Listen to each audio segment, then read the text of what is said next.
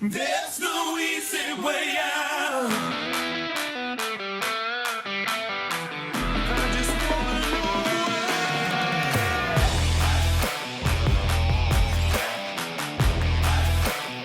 there's no easy way out. No easy way out.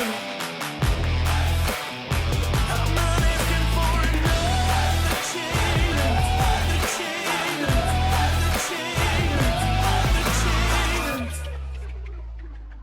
Hey everybody, welcome back to another episode of the No Easy Way Out podcast. My name is Tony Nash, and we are coming to you as always from the Woodworth Building in beautiful downtown Owasso, home to my company, AZ Business Solutions, where we help grow your brand from A to Z.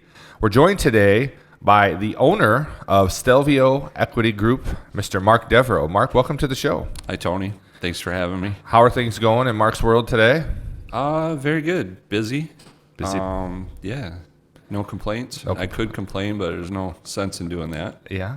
Well, I know you and I share something in common, and that is we both have kids playing sports, and that keeps busy all by itself. You have how many kids? Two. You have two. Trent is 20 years old. He's a junior at Alma College, playing football there. And then Ava is 16. She's a junior, Chesaning High School. 3 sports. Yeah. National Honor Society. Very proud. Keeps you moving. Yeah. Yeah. So I have 6. They're all playing sports, so there's never a dull evening. We enjoy it very much. Sports is something that we're just about. We love it. We enjoy it. It doesn't seem like a lot of work to go to the games, and we got to do all the work before we go to the games, right? Absolutely. But your son this year had a pretty amazing year and accomplishment. I want to talk a little bit about that. Helped lead Alma College to their first ever.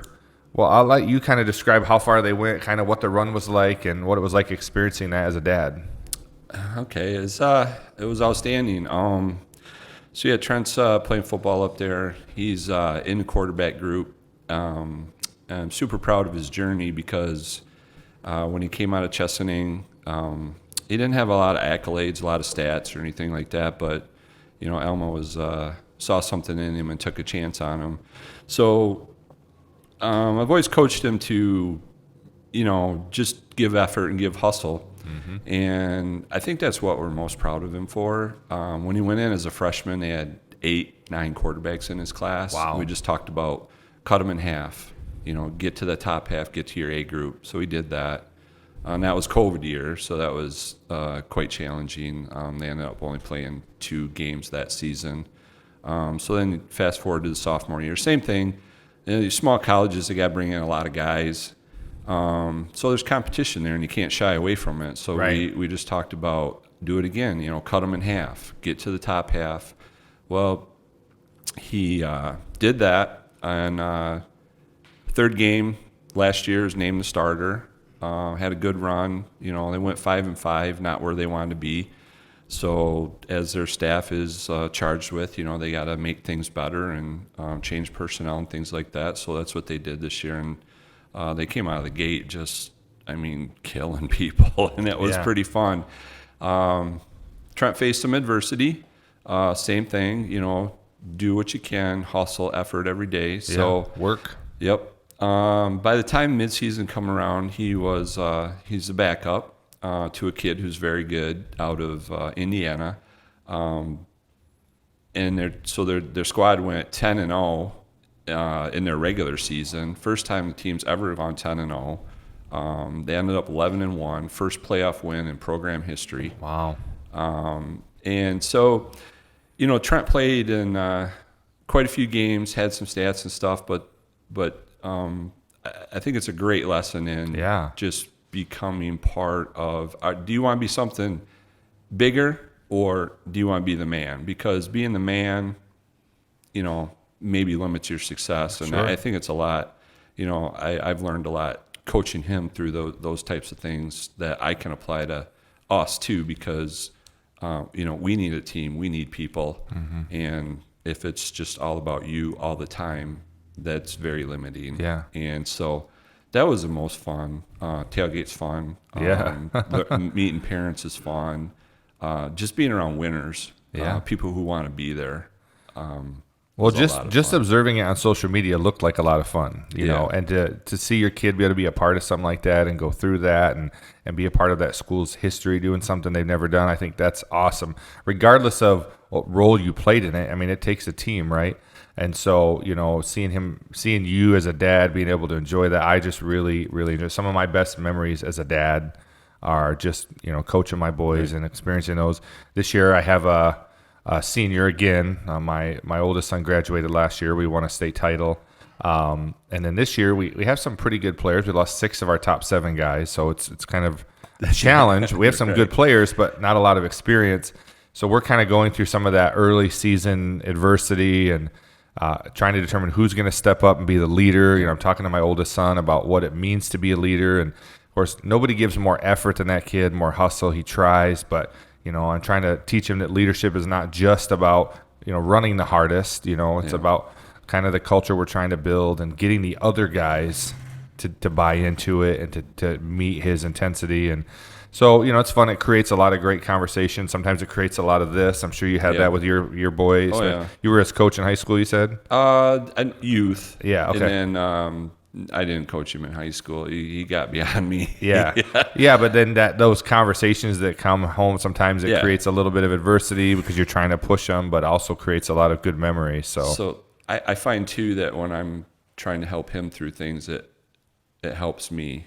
Yeah, for sure. Learn from them. And then you come across, like, that's why I enjoy talking to you today, because you always have the people who just see the outside, and really the inside is what matters, Right.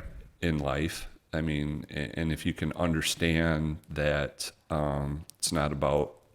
It's really hard to say, but it's not about the stat line. It's not the headlines that makes teams go. That's right. You know, we're forced to live that this year, and it coming out the other end, it was just a lot of fun. It was, you know. Then with Ava, similar stuff. You know, she's in high school and she's a pretty good athlete. So you know, now you're living still at the top, but you know, we just keep talking about those experiences of, you know, it's not how many times you get knocked down, it's how many times you get up. Right. So I wouldn't trade sports and driving everywhere, and No. going everywhere for anything. Some people, it's not their gig, but we have loved it. And that's what I told my wife. You know, it's especially during basketball season because both the boys and girls play at the same time, and you know, I have two girls playing basketball, 2 boys. Now that we've graduated one, that's a little bit less, but it's just constant travel and practice games. And I just said, she's like, man, she loves going to the games, but it's a lot. But we were both talking like, we're going to miss it when it's gone, you know, because what are we going to do on our weekends? What are we going to do on Friday night, you know? So yeah, it's a lot of awesome. Well, congratulations on the success your kids are having. Enjoy those memories, you know, and keep us posted on social media how it's going. And Absolutely. yeah, it's pretty cool.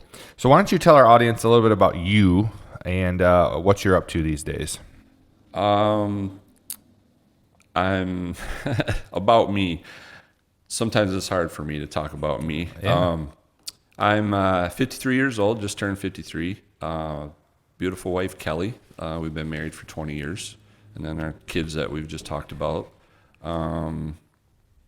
I was in the beer business for 25 years. Got me to where I am today. I'm very thankful for that opportunity. Taught me a lot. And, you know, I just decided a long time ago that we were going to start investing in real estate. And that kind of brought us to where we are today, stepping out on our own and kind of doing our own thing. Yeah, that brings us to Stelvio Equity Group. So why don't you tell our audience a little bit about what Stelvio Equity Group is and what you guys do? The basic is we buy cash flowing businesses with investor partners.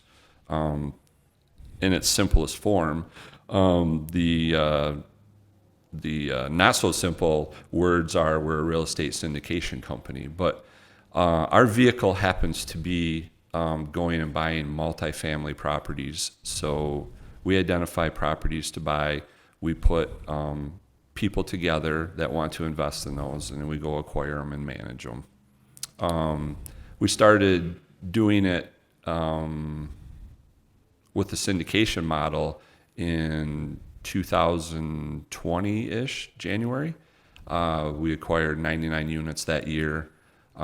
We had a pretty good year in 2021. We were able to get up to 204 units. So today we have a portfolio that's worth about $12.5 million. Wow. I think we have $2.5 million invested in those 204 units, which is 3 properties. One's here in Corona, Meadowview Apartments, and then we have some in Alma, and we have some up in Saginaw Township. So it's basically just bringing, putting deals with dollars and people who are interested in maybe an alternative asset rather than your more traditional stock market, money market funds and stuff like that. Okay. So, when you invest, then I'm the operator, and Josh is a partner, Josh Gallardi, who I think, you guys talk. Yep, he'll be on soon. Yep. And then as well as my wife, Kelly, who is also our business partner, runs the operations. And then we have a staff of 3 maintenance techs and 1 full-time property manager. So the team is growing. It's growing. So where did the name Stelvio come from? It's a pretty good story, I think. So when I started with Capstack LLC, and we're going to do our little thing and start a little online presence and get things going that way. And it must have worked a little bit because one day I got an email from a guy named David Blatt, and he's like, "Hey, pretty cool, but I own the trademark to Capstack, and we're kind of in the same business realm, and maybe you want to think about rebranding." And I was like, no. Yeah. But then I did some research on him, and he's a very big operator, New York City and Miami. And I was like, oh, well, he has a legal office. I don't. Yeah. I was like, yeah, we could rebrand. So being in the branding business, you know that you make a living doing this for people. It's not an easy thing. No. And it was taking a while to really come across anything. And I was just sitting at my desk one day, and an image came up, like on Windows, it comes through and you get different images. Like I don't have mine static.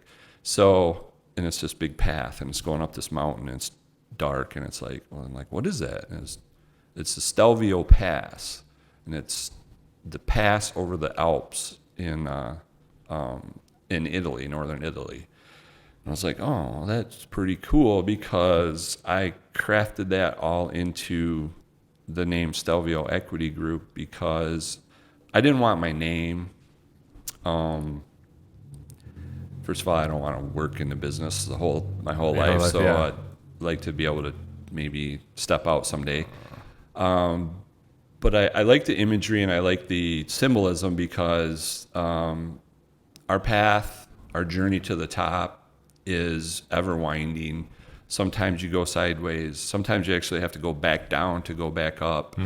But if you can always see the top, then there's a way to get there. Very cool. And so then, I worked on our logo and stuff too, and it's pretty simple, but it has the S coming through it that symbolizes the path. 2 colors symbolize strength. We have to come together to make something strong.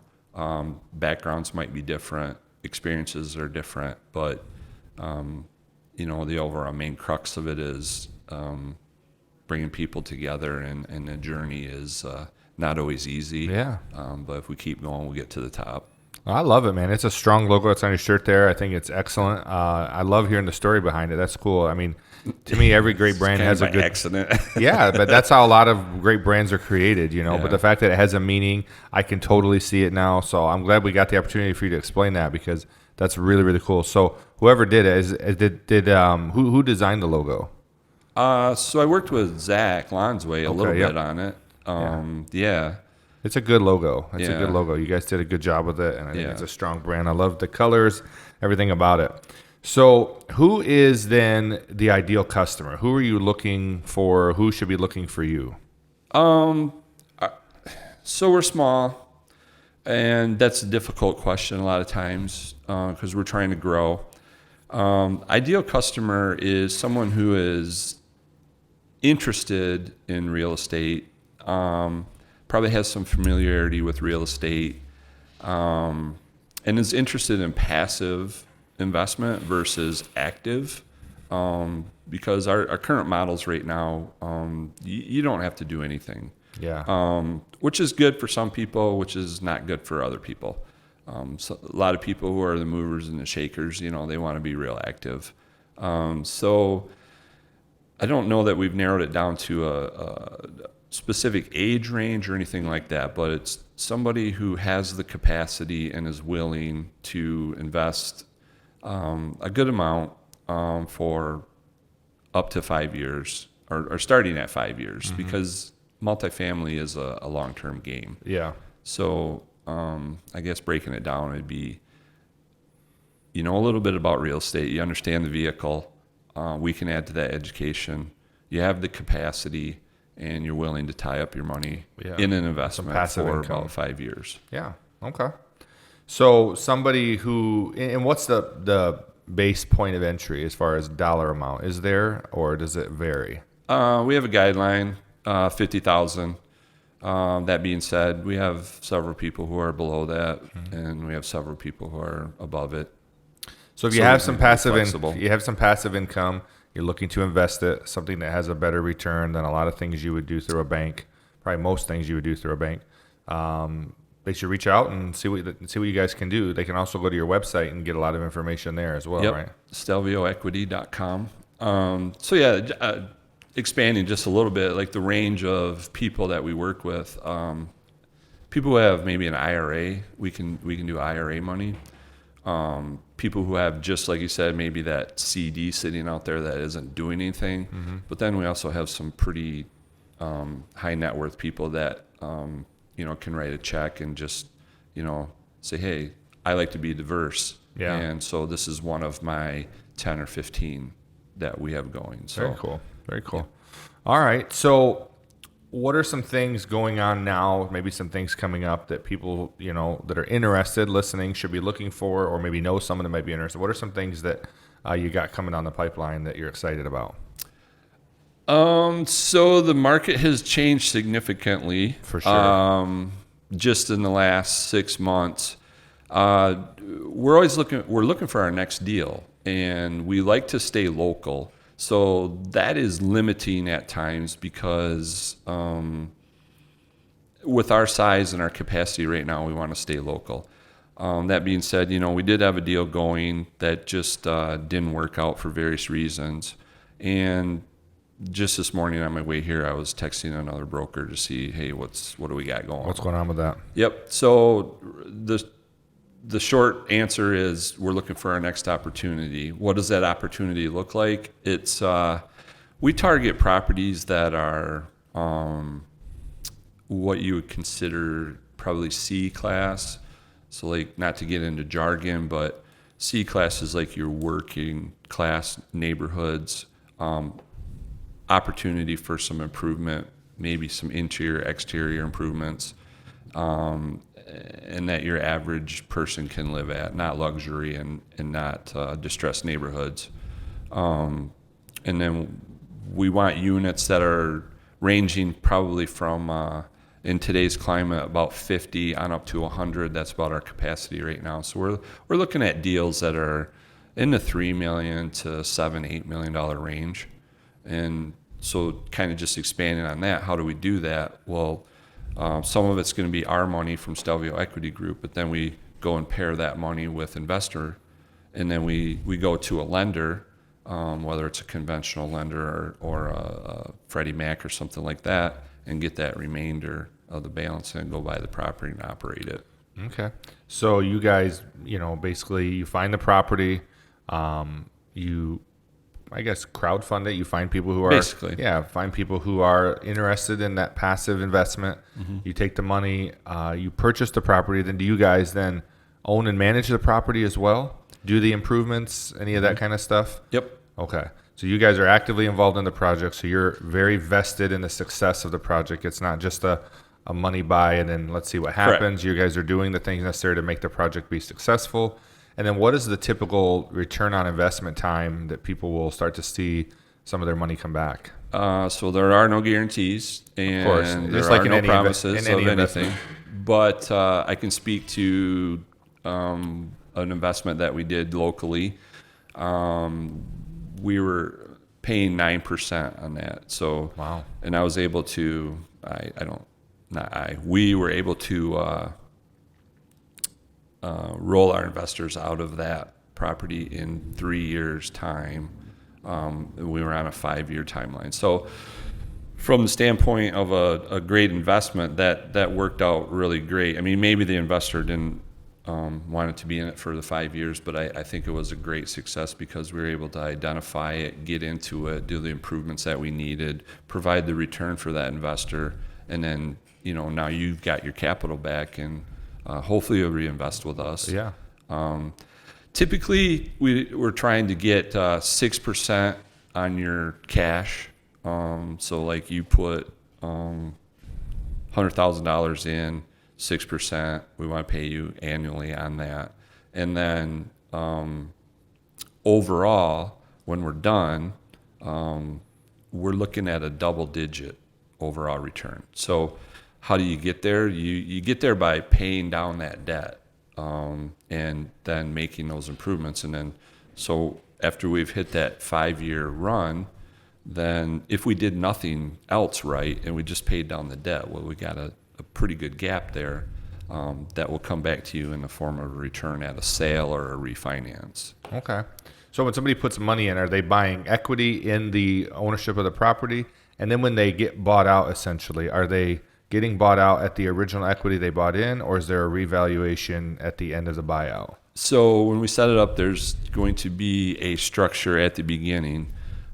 Typically, it's a 70-30. So 30% comes to our company for putting the investment together, managing it, running it.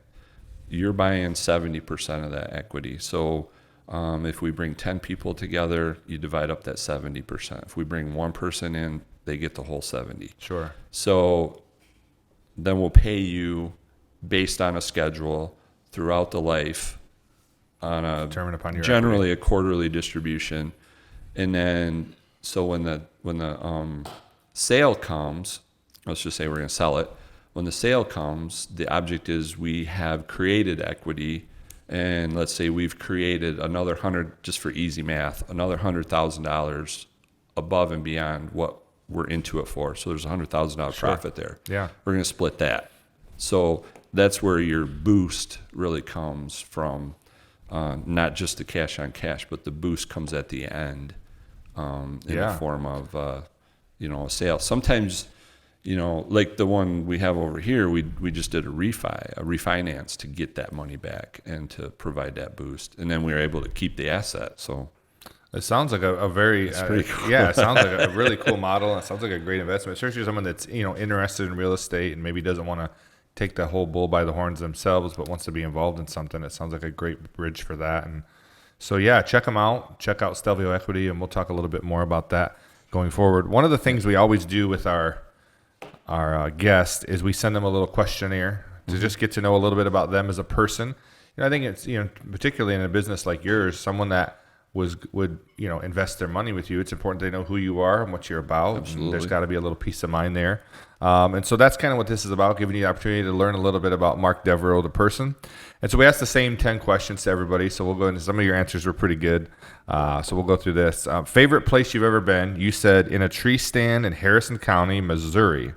I was thinking Harrison, Michigan, but yeah. Harrison County, Missouri, on a cold, frosty November, 4 a.m. November 4th morning. Oh, I'm sorry. Yeah. Yes. November 4th morning, yep. And then a close second would be on an 80-foot private yacht in Cabo whale watching. I mean, those are two polar opposite answers. So what's Harrison County about? Just a place you grew up, or just a place I would say I was baptized Catholic, but my religion is bow hunting. Okay. Bow hunting whitetails. And we started going out there leasing ground and hunting bigger whitetails about 15 years ago, I think. Okay. Because again, this kind of goes to my whole personality thing too, is like I was sitting around here and had a couple of good pieces of ground, and I just wasn't seeing big bucks. And I was like, oh, I see all these big bucks out west, Iowa, Missouri, and I said, I'm gonna go out there and do that. And so that's what we started doing, and we had some good success. And I mean, it was fun because you just see bigger deer. Yeah. Better corn there, maybe? Yeah, a lot of things. Yeah. Like where we're hunting, there's like 9 people per square mile. Oh, wow. Literally. Like I remember the first time I was out there, seriously, I was like with my dad, and we come walking out, and I'm like, Dad. And we're like just looking around. There was no four-wheelers, no dogs barking. There was no house lights, and it was just dead quiet. It was weird. It was just, and I hear the gunshots going off everywhere. and the Cabo thing was like, that was the best trip I'd ever been on. I was fortunate enough to go with my uncle Keith when we were in the beer business, Maine Beverage Company. One of his buddies, Michael Ryan, who owned Tom Ryan at the time, Keith called up and said, hey, you want to go out on a boat today? We were down there for a conference. Yeah. I'm like, yeah. So me and Kelly were like, yeah, let's. So we get down to this marina. It's this 85 foot yacht, like 3 decks. Like we just imagine this little. Yeah. So we were out there the whole day. Living it up. Oh my God. It was like the best, not margaritas, but Bloody Marys in the morning. We had Pacificos, and there was whales, and it was like the famous arch, and it was just amazing. Yeah, that's far more my speed than the tree stand. I'm not much of a hunter. I try. I can't sit quiet or sit still, so I just scare everything away. So the chances of me seeing anything are really slim because I have ADD, so or at least I think I do. So I just can't sit still. Yeah. But I admire guys that go out there and do that, and all my buddies talk about how much fun it is. But yeah, and then like you said, the polar opposites. It's like I am a homebody, so I love coming back home. Yeah. So I like go there for a while. Even cities, I'll go there for a while, it, but I no place like home. No, I mean I could sit by myself at home and just be fine. Yeah. Yeah, I'm not much of a loner. I think the older I get, the more I enjoy a little bit of downtime and those types of things. But so I like this when you said a random fact about you is you sang with Tim McGraw. Yeah. How did this go down? Same thing. I had some great experiences when we were in the beer business. So Anheuser-Busch would sponsor a lot of people, and this was kind of, Tim McGraw was big with Faith Hill at the time, but he was also sponsored by Bud Light. So we're down in Atlanta, and I was with a couple of our guys, and we're literally walking on the street, and we hear Tim McGraw singing in this honky-tonk. And so we go in, it's jammed, and we're like, yeah, it's Tim McGraw up there singing. So we get to the front, and he's doing a charity deal, and he's singing covers for charity. So guys are like $5-10, sing this song, and he'll do it and whatever. And so I was with my buddy Doug Alley, and I said, how much money you got? He's like, $100. I said, how much money? I got $100 too. I said, I'm gonna offer this guy $200, but I want to sing with him. And so the guy comes over, and he's like, I'll go ask him. So he goes and asks him, and they said, yeah, you're on next. Wow. What song you want to sing? I'm like, I don't know. Hell, I don't know. And the only thing I could think of at the time was Bad Bad Leroy Brown. And so he goes, yeah, we know that one. So he's like, I give him the $200. They picked the rope up. I went up there on stage, and Tim McGraw's like, hey, how you doing? We talked for just a second. I remember the brim of his hat hitting me in the forehead, and I was able to. Do you have this on video somewhere? We have pictures, yeah. Oh, I'd love to see it. Yeah. That's awesome. I was going to bring it, and I forgot. But did you kill it? No, I'm terrible. I was horrible, but it was so much fun. The best part was the crowd knew the song, so it's like sang along with you. I knew a couple lyrics, and that's about it. But it was. So you didn't upstage Tim McGraw? No, But No. you had a lifetime experience. That's pretty cool. Yeah. It takes a lot of courage to get up there and sing with someone like that. Yeah. You know, it's... You have a little liquid courage in you, maybe? Well, yeah, but I also have come to learn, too, that, like, doing things like this and like, if you don't get outside your comfort zone, then Yes. you're just comfortable. And I'm big on that. You just don't grow. And every time you do something like that, you're like, yeah. And then you can just, you know, I always say, like, go as far as you can see, and then you can see farther. Yeah. It's scary sometimes. That's a good point. I like that. So we asked you, stranded on a desert island, you get one CD. What would it be forever? And you said you got one song, is Cats in the Cradle by Harry Chapin. But then you'd add to that Elton John's greatest hits. But you only get one CD. So which one is it? So we can't combine. You can't combine. You can't and just it's add not a song. mixtape. It's not a mixtape. You got to have a CD that you buy, or a record. All right. a Well, cassette tape. I would choose the Harry Chapin and Cats in the Cradle. And I really don't know what other. I know he's got Photographs and some other stuff. That's got a mellow vibe to it. And the reason I would choose it is because, like, my dad played guitar all the time, and I remember all through elementary school, high school, and stuff like that. That's what he would do in the morning before school. He was a school teacher, and so before we go to school, he was always playing his guitar and, like, Cats in the Cradle. Like, if you listen to the song too, it's like, Yeah. it really hits you. It's like, I didn't realize it probably at the time, but as my kids were Deep growing lyrics. Yeah. up, yeah, I want to be like you, Dad. Yeah. Pretty You cool. know. Yeah. So yeah, I'd have to choose that because I a could good one. listen to it. Totally irrational fear is that not good enough, or perpetual fear of being underprepared. Yeah, You said you're a details guy. yeah, So when you're saying that your fear of not being good enough, meaning more just that you didn't prepare well enough to be ready. correct. Where do you think that like, comes what from? am I going to miss? Like, Yeah. what am I like today? You know, trying to prepare for this. You know, and really, it's just a conversation. Yeah. And I am probably 100% prepared for it because it's Sure. my life. It's your But- life. It's all about you. Yeah. Yeah, but it's like, you want to nail it, and you want to be right, and you don't want to look bad, and where does that come from? I don't know. I think a healthy fear of failure is good, Yeah. Keeps you sharp. and I continually have to work on confidence, being humble, not thinking you're the best all the time, I think keeps you good. Yeah. I mean, if Keeps we you sharp. study the best players, one I can think of right now, Tom Brady, like he never Love Tom Brady.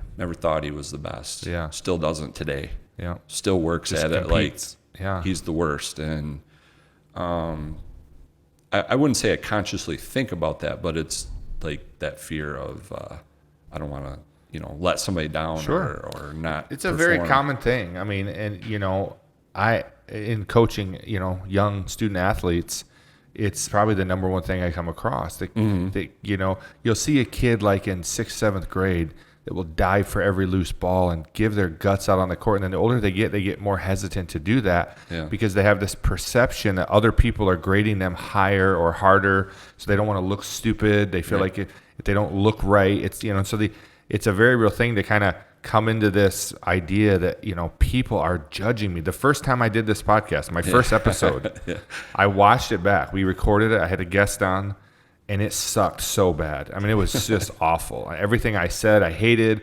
I'm like, do I really look that fat? Do I really talk like that? It was awful. So I literally asked the guest to come back, and we redid the whole thing. And he was gracious enough to do it. And then I watched it back, and it still sucked. It was just as bad as the first one.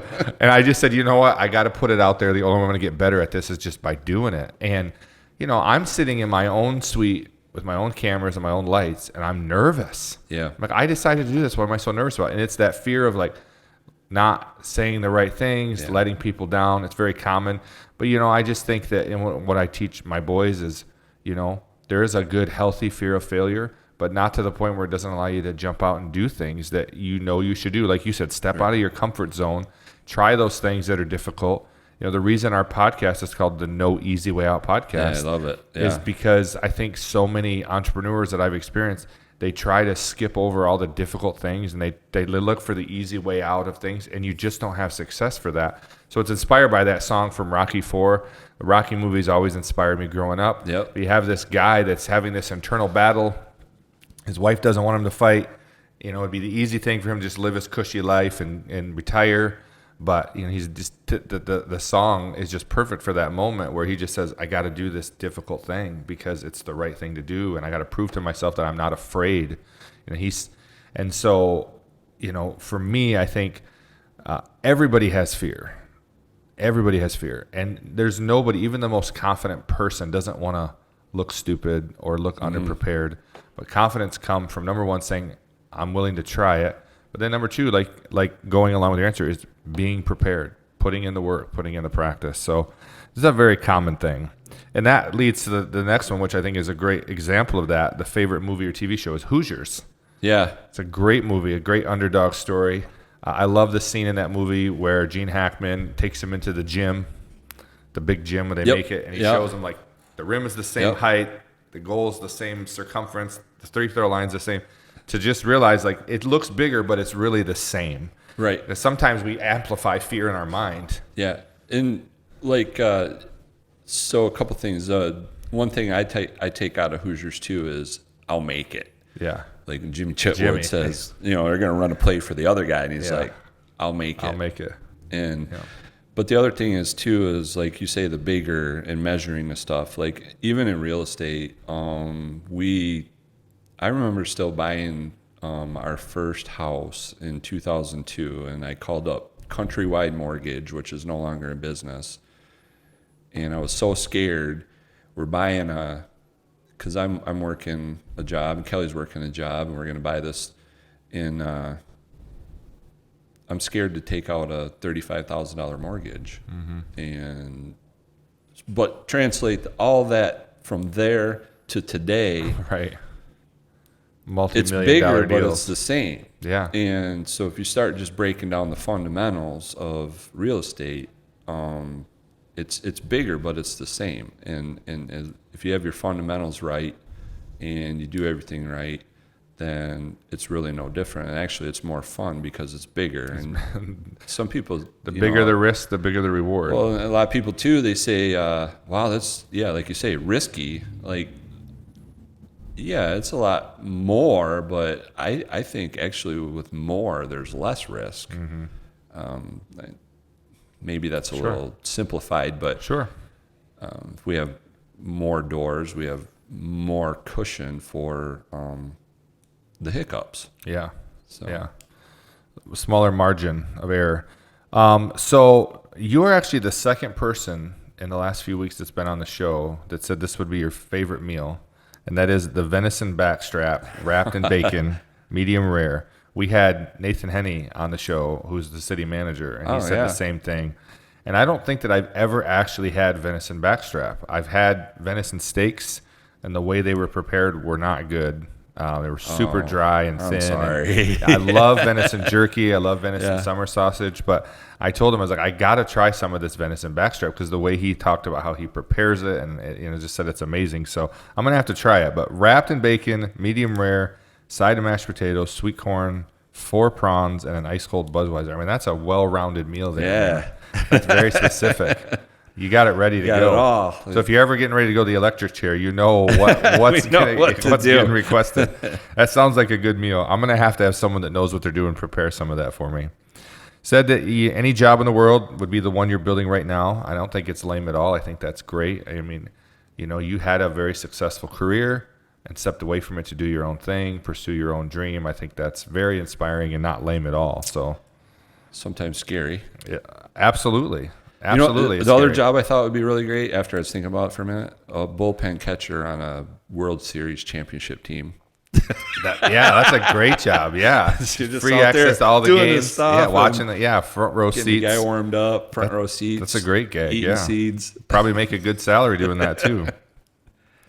Me and my boys were talking about yesterday, like they were talking about NBA salaries, and I think he said there's the lowest guy in the NBA makes like $800,000 or something like that, and He's like, man, I go sit on the bench for 800,000. I'm like, I go sit on the bench for what I make now. Like, just get front row seats to every game. Like, Lower the minimum. yeah, absolutely. The chance you may go in from time to time, but the human victory cigar. I like this one. An actor to play. You said Al Pacino because you've always wanted to be a gangster. Yeah, Al Pacino does it right, man. I watch movies, but I'm not like a real movie buff. Yeah. So like, even naming actors like right now, I would have a hard time with. But Al Pacino's a good one. I like Al Pacino. Then, like, if Godfather ever comes on, like, I can just watch it. Yeah. And it's probably that One of those fantasy classic, land of yeah. Yeah, I think every guy likes that. Yeah, that's cool. being the Hammer or something. Yeah. But Proudest achievement is your family, wife Kelly, son Trent, daughter Ava, and bringing the world famous Budweiser Clydesdales to Owasso. Was that during the Kerwood Parade? yeah, it was I remember Maine that. Beverage's 50th year anniversary, I believe. So we're going on like a while ago now, and then it was also an anniversary for Kerwood. So yeah, we did during the Kerwood Festival. Wow. And again, that was like another big swing type thing. Oh, yeah. Now, are there actually like a specific, I mean, how many are there? 6? 8. 8? And so there's actually 8 specific Clydesdales or is there like a I think they have, farm of Clydesdales that? They have a farm, but then they have like 2 or 3 full-time teams. Wow. And then they travel pretty the big country. deal. Yeah. It is a big deal. It was a big deal. And schedule happened to work out right that they could fit us in between. I think they were Iowa or something, and they were headed to the East Coast. So, me and a buddy, Brian Rojas, I don't know if you know him. I know but Brian. I know the name. we coordinated that with Maine Beverage and got him here, and it was a lot of fun. Very, very cool. And then your last one here, any wish besides unlimited wishes, you said, wish for my brother-in-law, Jeremy Wall, to have a do-over. Talk to him about that. Yeah. So, that's Kelly's brother, Yeah. and he had a diving accident with his brother Ryan like 17 years ago now, and broke his neck and quadriplegic. He passed away in July here, so I remember hearing about that. yeah, it was a tough time, and how do you do with your challenges? I think he did really well. He gave it hell for 17 years, but just looking back, it's like one thing you would wish for that's front of my mind right now is because we've been very blessed, our whole family, not a lot to complain about, like we were talking at the beginning. He could have complained. He didn't. He didn't. And, and my heart hurts for Kelly too, because it was her best buddy. And Sure. I just, if that was one thing I could wish for right now, that's what it would be. Well, I mean, I never met Jeremy personally, but I know he inspired a lot of people. And even going absolutely. through that. It was super inspiring to me too, like in ways that they never knew, or he never knew. Like, not trying to minimize things for him, but like I would say, some days, well, Jeremy can, get out of bed. I can get out of bed. Yeah. If he can do this, then, what am I complaining about, or what are we complaining about? Right. So he was good with his hands. He, and Kelly and I were talking too.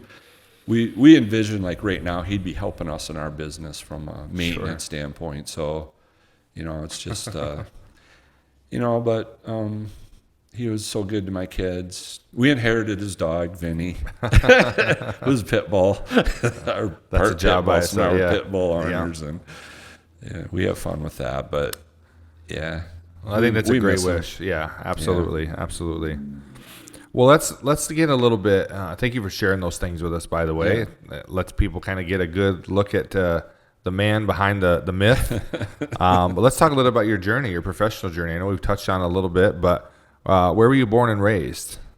I was born in Owasso. Okay.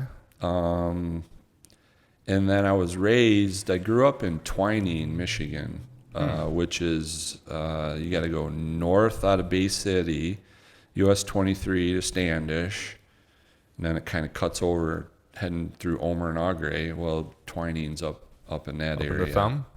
No, it's like I don't know which way your camera is, but Yeah.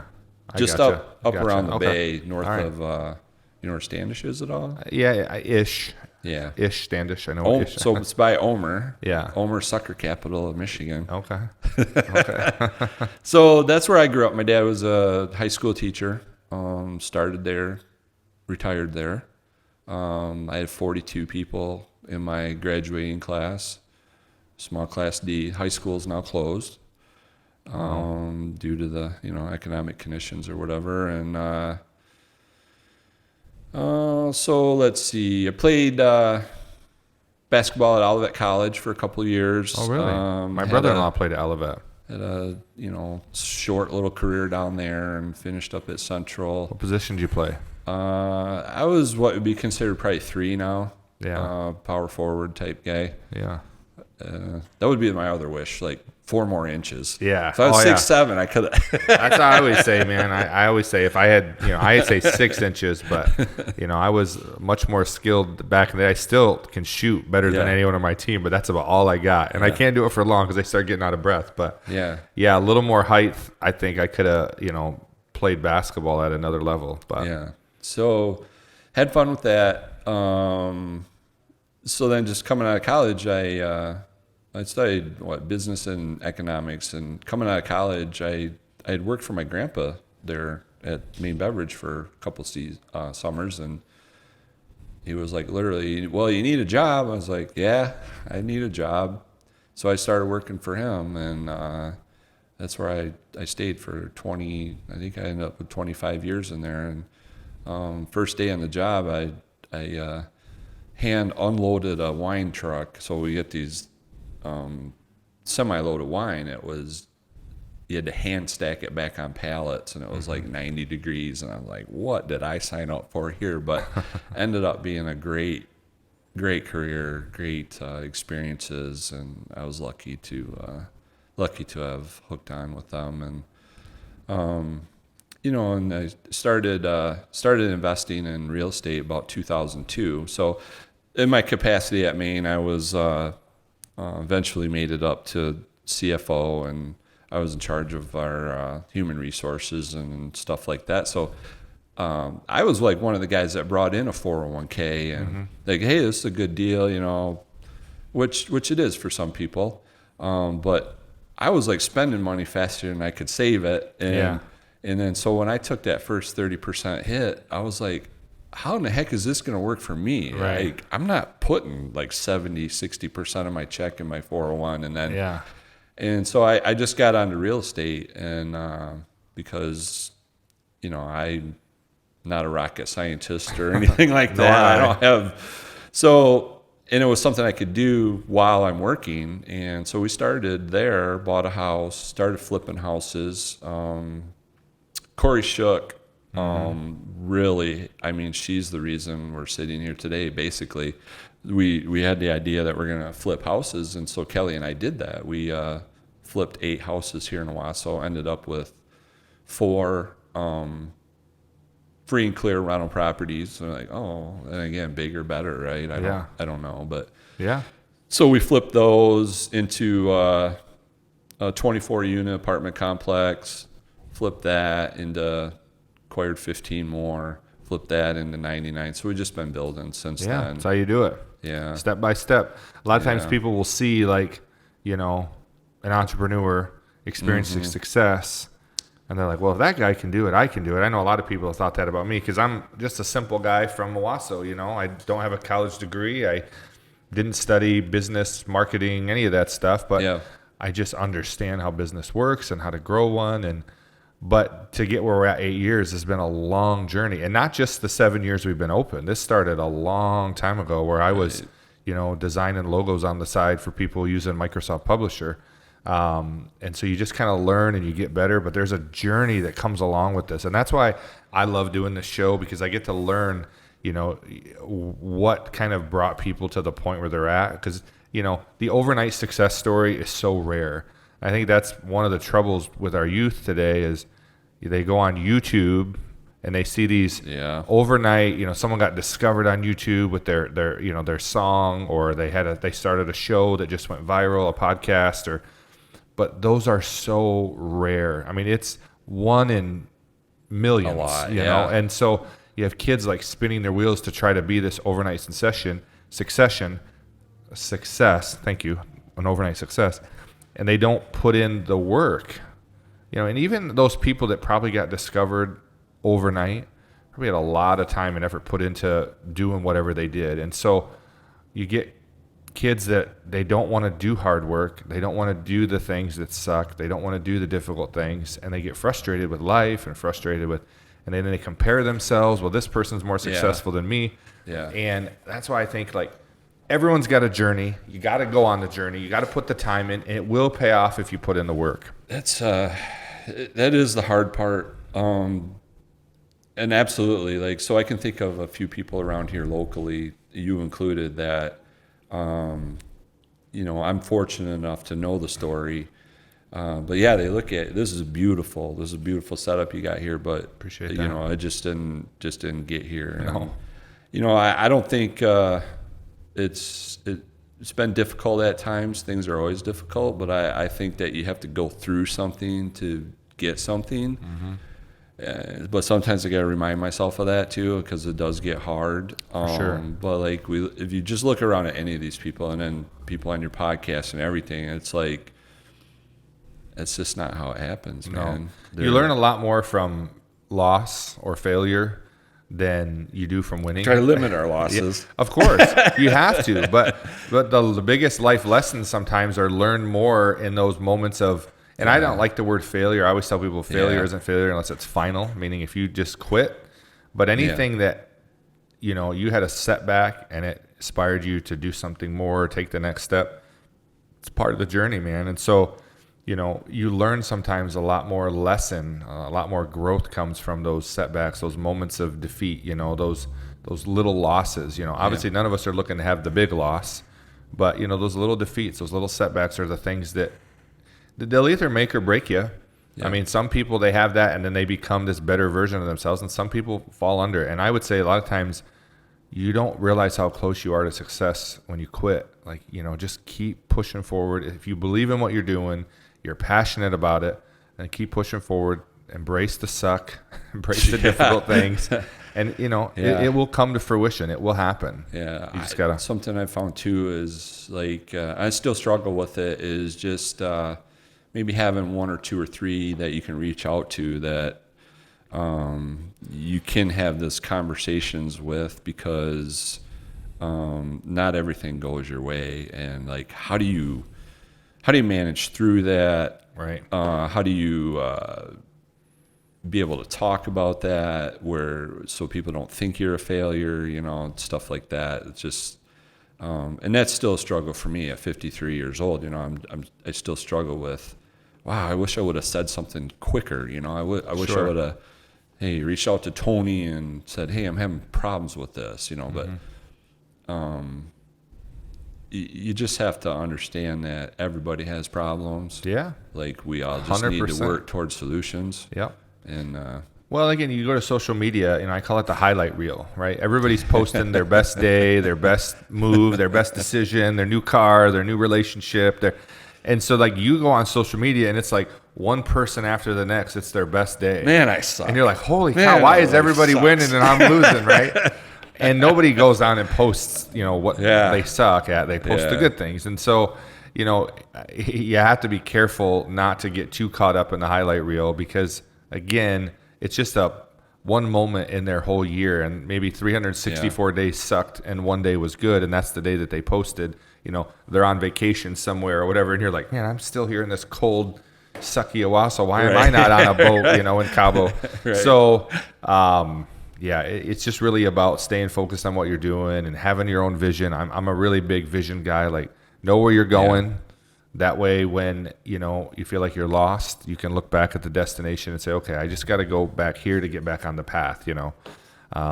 But absolutely, you know, the journey is part of it. You know, Kobe Bryant used to say, I think he said in his final speech as a Laker, he said, the journey was the fun. The journey was the success. Yep. The work was the win, you know, and not just the 5 championships and the accolades, but the work that we put in. That was the journey. That was what made it fun. Yeah.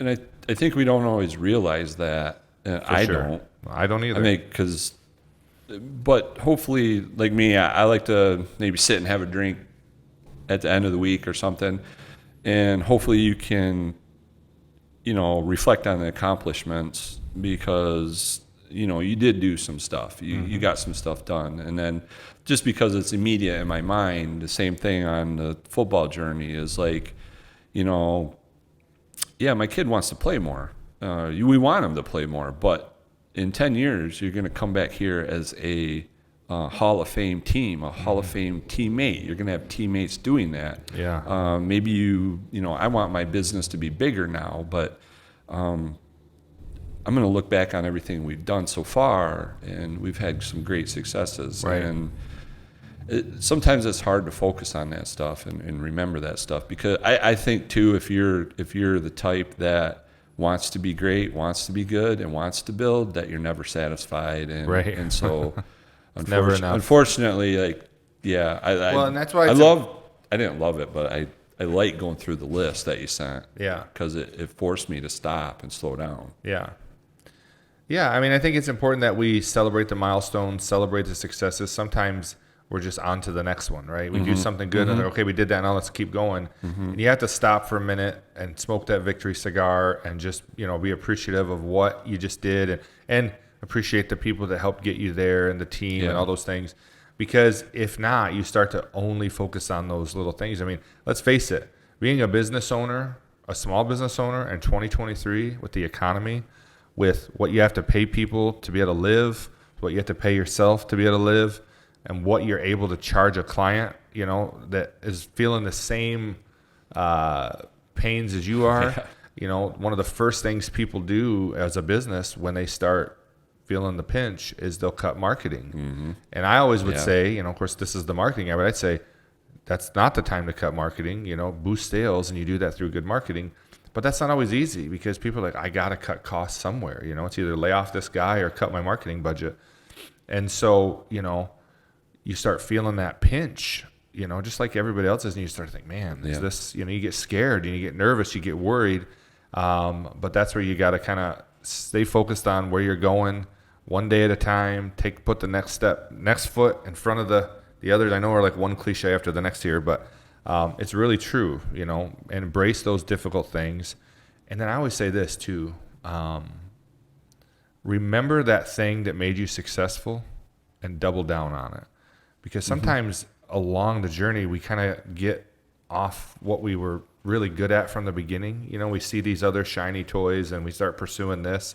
And sometimes when you get to that point where it's Squirrel. Yeah, exactly. You get to that point where you're like, this is tough. Think about the thing that really set you apart at the beginning, the thing that made you resonate with your clients or with people, and try to double down on those things, because in many cases they're timeless, and that's the thing that is going to set you apart.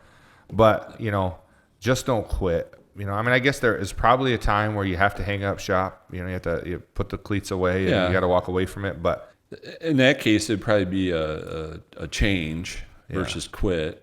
I think the only time we're going to quit is when we're not here anymore. Yep. No, that's right. So I know Randy Woodworth, when he was on the show, he said something really good, and he said, I know I'll never fail. And he said, the reason I know I'll never fail because I'll never quit. Right. And so, again, I said earlier, like, failure isn't failure unless it's final. Right. It might be a change. It might be an adjustment. It might be a transition to something a little different, but I'm not quitting. I think about that too. Like, okay, so what would I do? I don't even think about that. Right. Though, Right. Because, it's really not an option at this point. And then, so when it does become an option, or has to be an option, then you just do it. You just, you just do. So, we talk about this journey, and in everyone's journey, there's things that you learn. I know we've talked a lot about all this, but I always like to ask my guests, what are some things that you've learned in your professional journey that would help someone listening that's maybe on the journey or thinking about starting a journey? What are some things that you've learned, some maybe principles that are universal? So overall, like we were just talking, I think perseverance. Mm-hmm. There was a lot of people in real estate that when we started, that aren't in it anymore.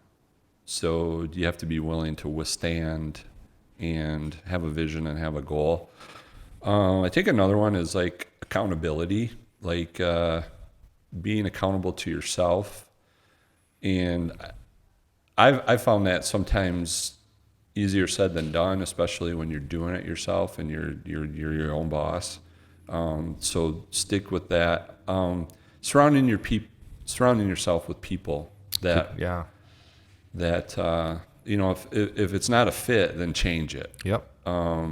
Like you said earlier with your son's football team, being around winners, like surround yourself with winners. Yeah.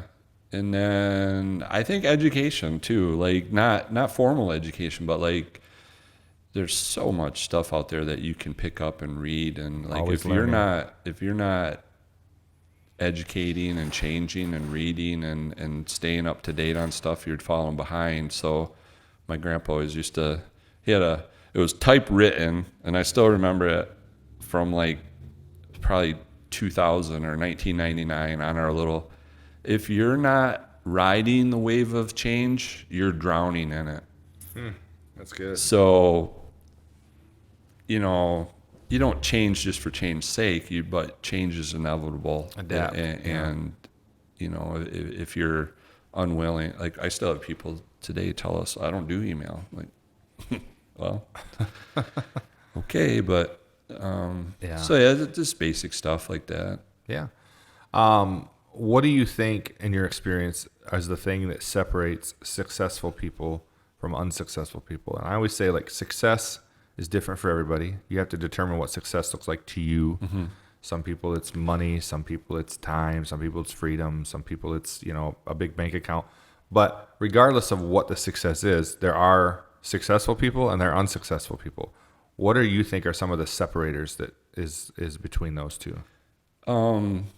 So for me, I would define success for me as my family and freedom to be able to make some choices. Mm-hmm.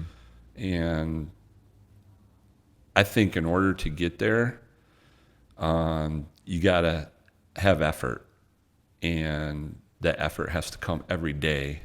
And you got to have hustle. You have to be willing to get out there and do stuff. I mean, really for me, that's kind of what breaks it down between success and not. I mean, again, going back to sports, you can be the most talented person, but if you don't have the effort, hustle to go along with it, it just succeed. Doesn't work. Yep, I mean, I don't think you're going to make any level of success. Whereas, guys like us, we just get out there and we get it done. Mm-hmm. There's probably, I'm not the smartest person in the world, but we get out there and we get it done. So right. Same. That's how you get to where you want to go. Yeah, I tell people all the time, like, you can't make excuses. Right. Yeah, I mean, there's really no book or formula that works universally for everybody. There are principles that work universally, like you said, hustle, effort, giving it your all, not quitting. But we're implementing a new system within our business called EOS, Entrepreneurial Operating System. And we've, hired accordingly. We're making some moves to adjust things because I'm not the most organized person in the world. And so we have to do some organizing to really scale our company. And so there's a book that comes along with this, and the book is fantastic and it's great. The first time I read it, I was like, yes, this is what we need. But sometimes you have to throw out the playbook. You can't read a book. Right. You can't think that reading a book is going to give you all the answers to success. Sometimes you just got to put your head down and you got to work and you got to figure it out. And there's a lot of books out there that help, that give inspiration, that help you learn from other people's wins and other people's successes and other people's failures. But at the end of the day, the answers do not lie in a book when it comes to business. You have to look at your current situation, who you are. The market you're in is different than somebody else's. The clients you have are different than somebody else's. There's so many variables, and you got to sometimes just figure it out. And so that's why those universal principles of hustle, not quitting, effort, those things will always win through, even better than, maybe not better, but as well as any system that you could put in place. Absolutely.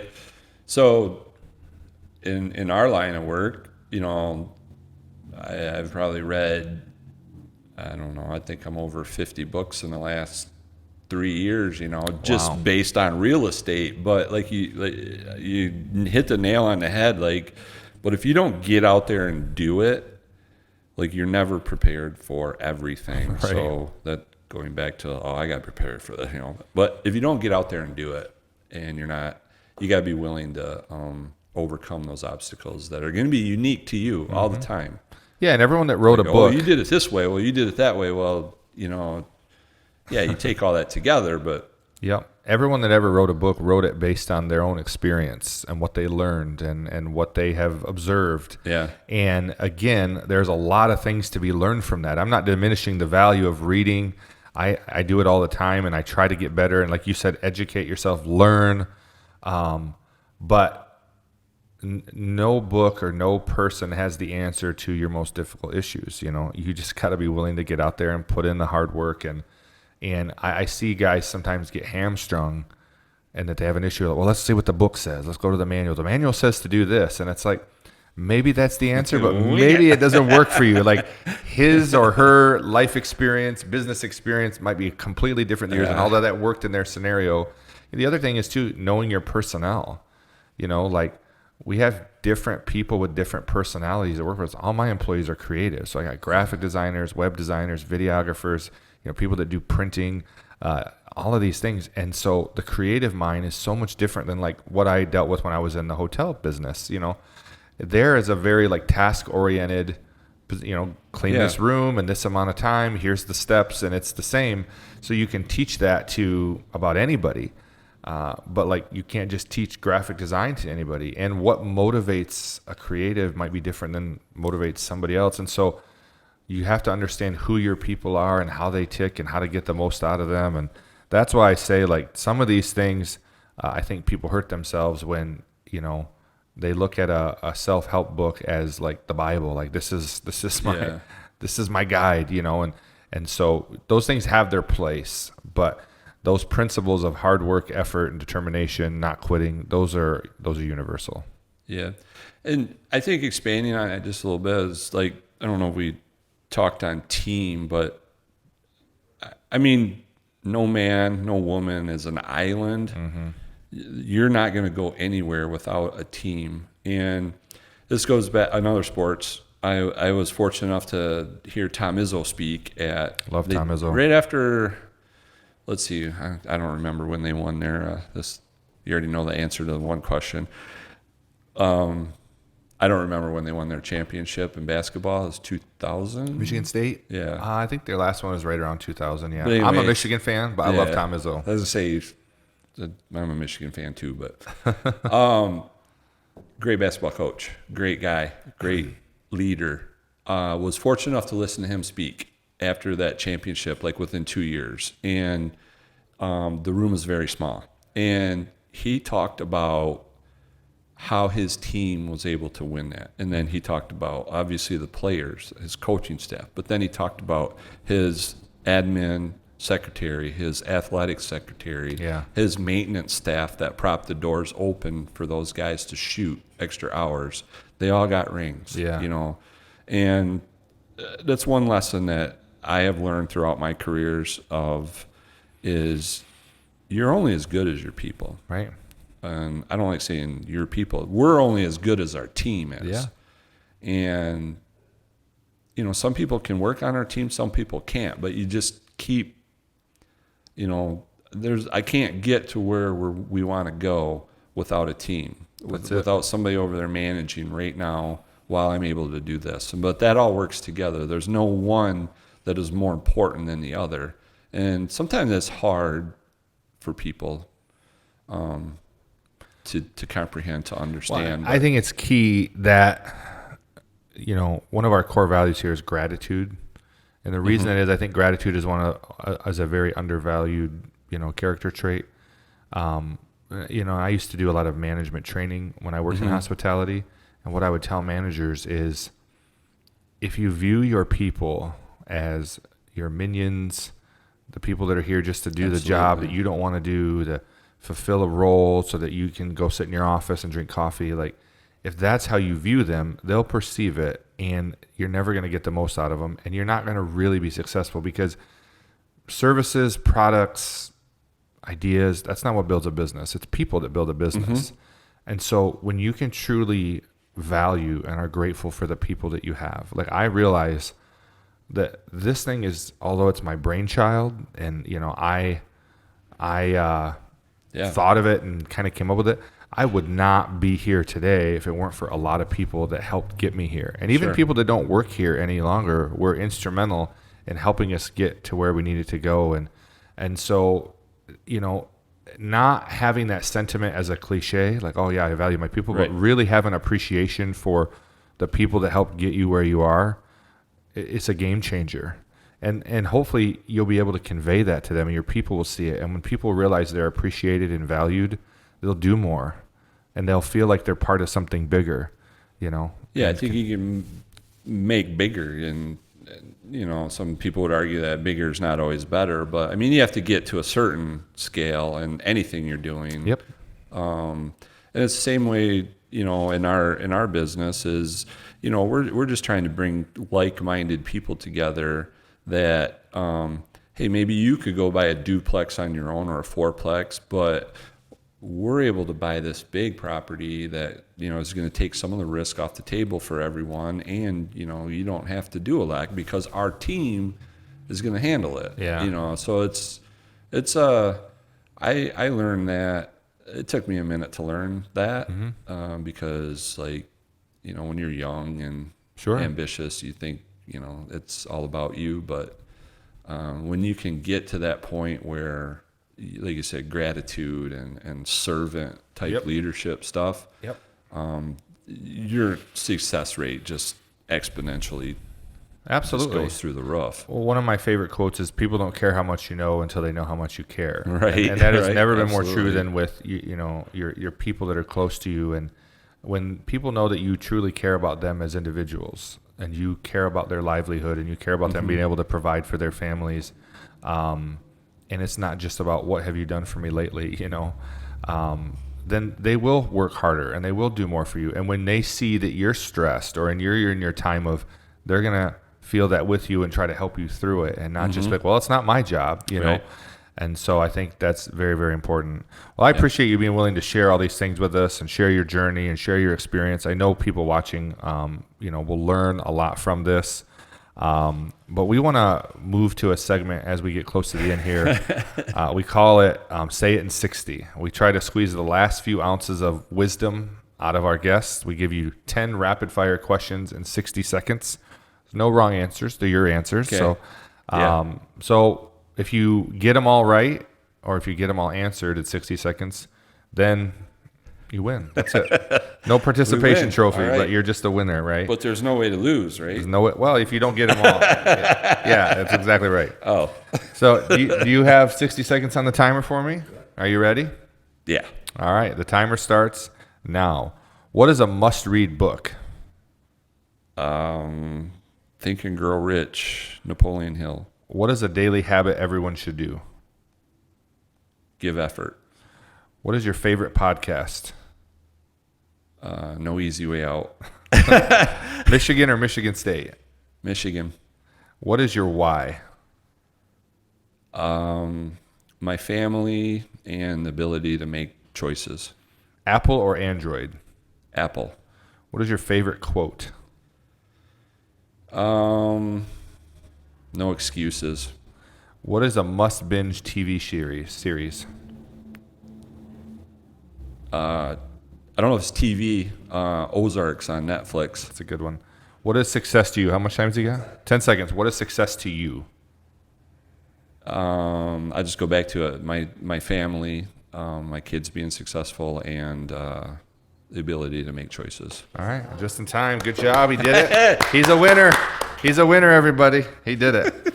All right, man. Well, man, I appreciate you being on the show. We're gonna finish the show with everyone's favorite, our whisper challenge. But before we do that, I'd like you to have the opportunity to look into this camera and plug whatever you want to plug. Let people know how they can find you, find Stelvio Equity, and all the information. The easiest thing to do when you want to find us is go to stelvioequity.com, which is STELVIO equity.com. On there in the upper right, you can click a button, join our investor portal. Basically what that does is just kicks off a conversation with us, and then we can go from there. But if you're interested in learning more about multifamily investing, passive investing in general, and current state of the real estate market, hit us up. We'll get in contact. All right, good Thanks, plug, Tony. man. Good plug. Yeah, absolutely. Thanks for being on the show.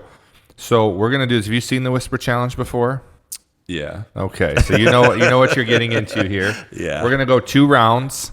All right, Two rounds. You'll get the headphones. We'll put them on you first. I'll try to say a phrase or a word, and then you see if you can get it. This is out of comfort zone because I'm not prepared. Same here. I'm terrible at enunciating, but our last guest, she has like a degree in communications and speech, so she was able to read my lips really easily. I don't have that. I'm gonna give the headphones first, Mark. Put those on. Okay. Get some music going here.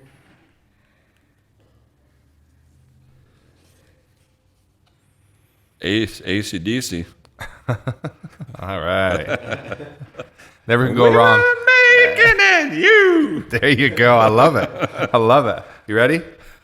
2 words. 2. All right, here we go. Building equity. Building equity. Bushlight. Okay, here we go. Building equity. Mental anguish. Pretty close. Building equity. I don't know. Equity. Building equity. I'm stuck on anguish. Last time. Building equity.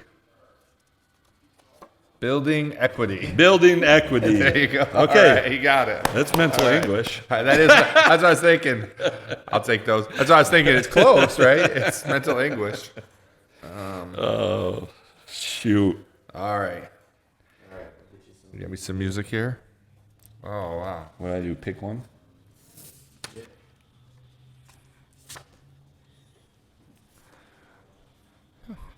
I can't sing as good as him, but That was not good. Oh. Ready? 2 words. 2 words. College quarterback. Oh, man. Say it again. College quarterback. Eligible. No. Uh, College knowledge. quarterback. Knowledge. Knowledge is more than that. Yep, one more word after that. Not College. is knowledge, right? No. Oh, it's not. It's close. Okay. College College. College. quarterback. College quarterback. Yeah. All right. All right, we got it. Got it. All right, man. Good job. Yeah. You're saying knowledge. Hey, Carl. You got it. Close. All right, one Knowledge more is round here. college. You gotta put these Oh, we back gotta do on. it again? Oh, Okay, shoot. one more time. Yeah. Sweet Home Alabama. There we go. All right. Are we ready? 4 words. 4 words. Cats in the cradle. Cats. Cats. Not Cats. glass. Cats. Cats. Cats. Cass? Cats in the cradle. Cats in the cradle. I lose focus. Sorry. That's all right. Me too. Cats. Gas. Gas card. Cats. Cats. Class. Cats in the cradle. Cats in the cradle and the silver spoon. I know. Cats. I'm not good at this. Cats in the cradle. Cats in the cradle. Cats. Good job. All right, good job. All right, one more for me. That is tough. You I were don't close. know, You man. were saying cast. Cast. I thought you said cast. cats, but Okay. Okay. oh, little Hotel California. Ready? Device. All right. All right. 2 words. 2 words. Tim McGraw. Oh, my song stopped. Sorry. All right. Okay. All right. One more time. Tim McGraw. 2 words, right? 2. Okay. What's the first word? Tim. Dim. Close. Tim. Tam. Dan. Dan. Add them together. Tim. Tim McGraw. He gets the easy ones. Good job, man. Good job. We did it. We both stepped out of our comfort zones on that one. All right, man. Well, listen, we really appreciate you being on the show today. We fun, enjoyed fun. getting to know you a little bit more about you. And I look forward, I know we've had some meetings talking about what we might be able to do together, but I look forward to, learning how we can help each other and, maybe even become a prospective investor someday with Stelvio. I don't have a lot of passive income right now, but I'm building it. So I'm excited about I think that. that's one conversation like a lot of people should start having too. I'm in the midst, you're in the midst, building, but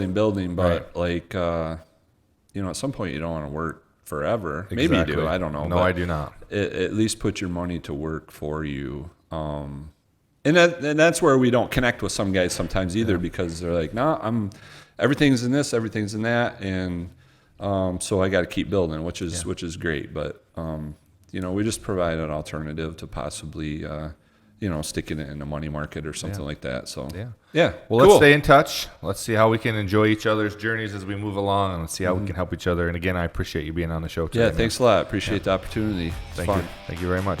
And thank you for watching. As my mother always said, you can't and never could until you tried.